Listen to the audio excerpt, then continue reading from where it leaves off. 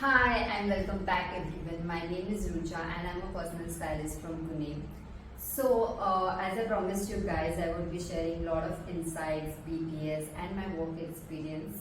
Considering that today I thought I should share with you guys the worst fashion advice that I got. It may sound funny or weird, but I don't know, like you guys tell me what do you think about it, because I'm sure many of you can relate to it.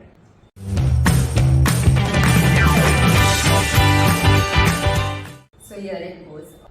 The very first advice that comes to my mind is when someone told me that you should wear darker colors because that will make you look more fairer. So guys, this is not just the worst advice I would say, but it's the biggest myth that a lot of people believe in.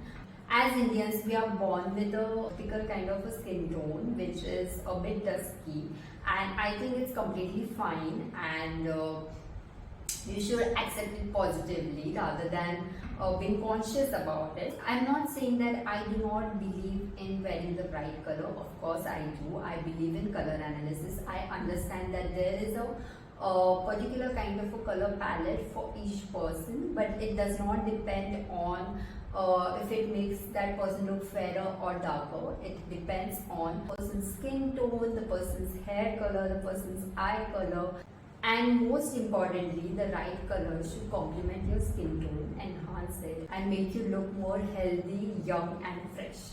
The second advice that I got was do not wear heels because you are tall enough.